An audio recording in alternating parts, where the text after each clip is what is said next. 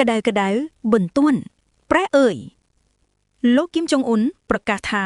បើអ៊ីរ៉ង់សន្យាសុំកូរ៉េខាងជើងនឹងផ្ដល់មីស៊ីលដែលអាចប្រឆាំងអ៊ីស្រាអែលហើយមួយគ្រាប់គ្រប់គ្រាន់ដើម្បីបំផ្លាញឬលុបបំបាត់ពួកគេសារពិសេសនេះកំពុងតែរីករាលដាលយ៉ាងខ្លាំងនៅលើបណ្ដាញសង្គមជាពិសេស Facebook, Threads, X និងក្នុងការចែករំលែកជាភាសាផ្សេងៗរួមទាំងខ្មែរយើងផងដែរព័ត៌មាននេះមិនមែនជាសេចក្តីថ្លែងការណ៍ផ្លូវការពី KCNA ដោយផ្ទាល់ទេប៉ុន្តែវាលេចឡើងយ៉ាងច្រើននៅដើមខែមិនិនា2026តាមរយៈការចែករំលែកនៅលើបណ្ដាញសង្គមជាពិសេសពីគណនីអន្តរជាតិនិងគណនីគាំទ្រអ៊ីរ៉ង់និងប្រឆាំងអ៊ីស្រាអែលក្រុមសារសំខាន់បើអ៊ីរ៉ង់ស្នើសុំយើងនឹងផ្ដល់មីស៊ីលប្រឆាំងអ៊ីស្រាអែលមួយគ្រាប់គឺគ្រប់គ្រាន់ដើម្បីលុបបំបាត់ erase ឬ destroy នេះកាត់យ៉ាងបន្ទាប់ពីការវាយដំហោយោធាធំរបស់អ៊ីស្រាអែលនិងអាមេរិកលើអ៊ីរ៉ង់ថ្ងៃទី28ខែ2 2026ដែលបណ្ដាលឲ្យស្លាប់មេដឹកនាំកំពូលដូចជាអាយ៉ាតូឡាស់អាលីខាមីនេនិងបំផ្លាញទីតាំងមីស៊ីលនាវាចម្បាំង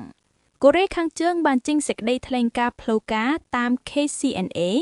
ដោយថ្កោលទោសការវាយដំណើរនេះថាអំពើឈ្លានពានខុសច្បាប់និងអំពើ gangster-like របស់អាមេរិកនិងអ៊ីស្រាអែល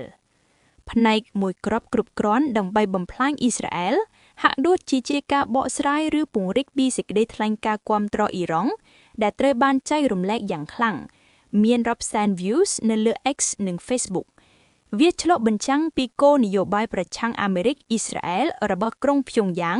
ប៉ុន្តែមិនមែនជាការប្រកាសផ្លូវការថ្មីទាំងស្រុងនោះទេនេះជាការសរសើរវាបង្ហាញពីសមត្ថភាព viral របស់ព័ត៌មានបែបនេះដែលអាចធ្វើឲ្យពិភពលោកកាន់តែតានតឹងក្នុងរយៈពេលខ្លីលោកគីមជុងអ៊ុនប្រើភាសាខ្លាំងក្លានិង hyperbolic ដែលជាលក្ខណៈសម្គាល់របស់គាត់ដើម្បីសម្រេចគោលដៅច្រើនគាំទ្រដៃគូយុទ្ធសាស្ត្រអ៊ីរ៉ង់និងកូរ៉េខាងជើងមានទំនាក់ទំនងយោធាជាយូរមកហើយមីស៊ីលបច្ចេកវិទ្យានុយក្លេអ៊ែរនិងជួយគ្នាក្នុងសង្គ្រាមអ៊ុយក្រែនតាមរយៈរុស្ស៊ីការវាយប្រហារលើអ៊ីរ៉ង់ធ្វើឲ្យទីក្រុងព្យុងយ៉ាងមានអារម្មណ៍ថាអាមេរិកអាចធ្វើបែបនេះជាមួយយើងដូចគ្នាដូច្នេះការប្រកាសនេះជាការបង្ហាញសាមគ្គីភាពបង្ហាញថាមពលនុយក្លេអ៊ែរកូរ៉េខាងជើងមានប្រហែល50 warheads តាមការប៉ាំងស្មានអន្តរជាតិនិងមីស៊ីល ballistic ដែលអាចដឹកនុយក្លេអ៊ែរការនិយាយមួយគ្រាប់គ្រប់គ្រាន់គឺជាការគំរាមកំហែងដ៏មានប្រសិទ្ធភាពដែលធ្វើឲ្យគេនឹកឃើញពីសមត្ថភាព deterrence របស់គាត់វាជាសារទៅកាន់អាមេរិកថាបើអ្នកវាយអ៊ីរ៉ង់យើងនឹងកាន់តែរឹងមាំនិងមិនខ្លាចបង្កើនតាមឡៃក្នុងការចរចាបន្ទាប់ពីបើកទ្វារចរចាជាមួយអាមេរិកបើទទួលស្គាល់ស្ថានភាពនុយក្លេអ៊ែរការប្រើភាសាខ្លាំងនេះអាចជួយពង្រឹងទីតាំងក្នុងការចរចាឬបង្កើនការគាំទ្រក្នុងស្រុក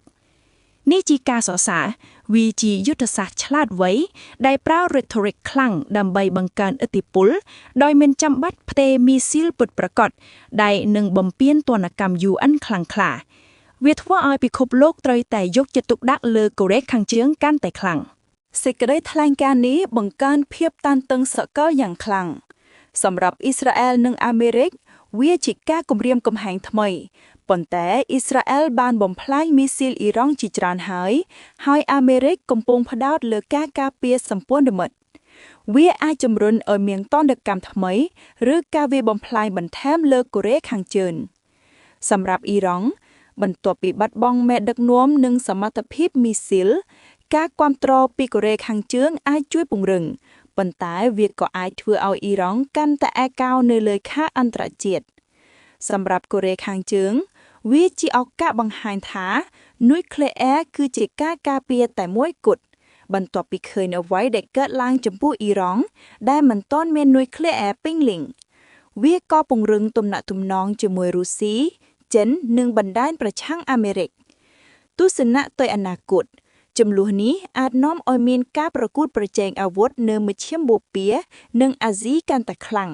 ជាមួយការព្រួយបារម្ភពីការរីកសាយភាពនុយក្លេអ៊ែរការចរចាអន្តរជាតិជាពិសេសជាមួយរដ្ឋាភិបាលត្រាំដែលកំពុងត្រឡប់មកវិញអាចកើតមាន ប៉ុន្តែភាពតានតឹងនឹងនៅតែខ្ពស់សម្រាប់តំបន់អាស៊ីអាគ្នេយ៍វាអាចប៉ះពាល់ដល់សន្តិសុខសមុទ្រនិងតម្លៃថាមពលសរុបមកព័ត៌មាននេះជាការបង្ហាញអំណាចនិងការគាំទ្រដៃគូដ៏ខ្លាំងក្លាក្នុងពេលដែលពិភពលោកកំពុងប្រឈមនឹងជម្លោះធំៗវាគួរឲ្យកត់សម្គាល់ណាស់ព្រោះវាបង្ហាញពីរបៀបដែលរបបកូរ៉េខាងជើងប្រើពាក្យសម្ដីដើម្បីបង្កើនឥទ្ធិពលដោយមិនចាំបាច់ធ្វើសកម្មភាពផ្ទាល់ព័ត៌មានដែលលោកគីមចុងអ៊ុនប្រកាសថាប្រសិនបើអ៊ីរ៉ង់ស្នើសុំកូរ៉េខាងជើងនឹងផ្ដល់មីស៊ីលដែលអាចប្រឆាំងអ៊ីស្រាអែលហើយត្រឹមតែមួយគ្រាប់គឺគ្រប់គ្រាន់ដើម្បីបំផ្លាញពួកគេគឺជាសេចក្តីថ្លែងការណ៍ដ៏ខ្លាំងក្លានិងមានឥទ្ធិពលខ្លាំងបំផុតមួយក្នុងរយៈពេលថ្មីៗនេះទោះបីជាវាមិនមែនជាការប្រកាសផ្លូវការពី KCNA ដែលផ្ទាល់ក៏ដោយក៏វាបានរីករាលយ៉ាងឆាប់រហ័សនិងបង្កើតការព្រួយបារម្ភការគាំទ្រនិងការជជែកវែកញែកយ៉ាងទូលំទូលាយនៅលើបណ្ដាញសង្គមនិងក្នុងសហគមន៍អន្តរជាតិសេចក្តីថ្លែងការណ៍នេះមិនត្រឹមតែជាការគាំទ្រដៃគូយុទ្ធសាស្ត្ររបស់អ៊ីរ៉ង់ប៉ុណ្ណោះទេប៉ុន្តែវាក៏ជាសារដ៏មានអត្ថន័យសម្រាប់ពិភពលោកទាំងមូលផងដែរវាបង្ហាញថាកូរ៉េខាងជើងមើលឃើញថាការវាយប្រហារលើអ៊ីរ៉ង់គឺជាគំរូដែលអាចកើតឡើងចំពោះខ្លួនឯងដូច្នេះហើយត្រូវតែបង្ហាញថាមពលនុយក្លេអ៊ែរនិងសមត្ថភាពគំរាមមុំហែងឲ្យកាន់តែច្បាស់វាជាការបញ្ជាក់ឡើងវិញនៅគោលនយោបាយ deterrence by strength របស់ព្យុងយ៉ាងដែលជឿថាអាវុធនុយក្លេអ៊ែរនិងមីស៊ីល ballistic គឺជាកត្តាការពារជាតិតែមួយគត់ប្រឆាំងនឹងការឈ្លានពីខាងក្រៅវាបង្កើនភាពស្មុគស្មាញនៃស្ថានភាពភូមិសាស្ត្រនយោបាយសកលដោយភ្ជាប់ជម្លោះមជ្ឈិមបូព៌ាជាមួយឧបទ្វីបកូរ៉េនិងសង្គ្រាមអ៊ុយក្រែនក្នុងបណ្ដាញដៃគូប្រឆាំងអាមេរិកគឺអ៊ីរ៉ង់រុស្ស៊ីកូរ៉េខាងជើងនិងចិនទោះយ៉ាងណាការប្រើភាសាខ្លាំងក្លានិងការគំរាមកំហែងបែបនេះក៏មានហានិភ័យផងដែរវាអាចនាំឲ្យមានទណ្ឌកម្មថ្មីការបង្កើនវត្តមានយោធារបស់អាមេរិកនិងសម្ព័ន្ធមិត្តនៅអាស៊ីឬសូម្បីតែការវាយប្រហារបង្កើតជាមុនប្រសិនបើស្ថានភាពកាន់តែអាក្រក់ប៉ុន្តែសម្រាប់របបកូរ៉េខាងជើងវាជាយុទ្ធសាស្ត្រដែលបានបង្ហាញប្រសិទ្ធភាពជាច្រើនដងដែលធ្វើឲ្យពិភពលោកត្រូវតែនិយាយជាមួយជាជាងវាយប្រហារនៅទីបញ្ចប់សេចក្តីថ្លែងការណ៍នេះរំលឹកយើងថាពិភពលោកនៅឆ្នាំ2026កំពុងស្ថិតក្នុងដំណាក់កាលដ៏គ្រោះថ្នាក់មួយដែលជម្លោះតូចមួយអាចរីករាលទៅជាវិបត្តិសកលបានគ្រប់ពេលវេលា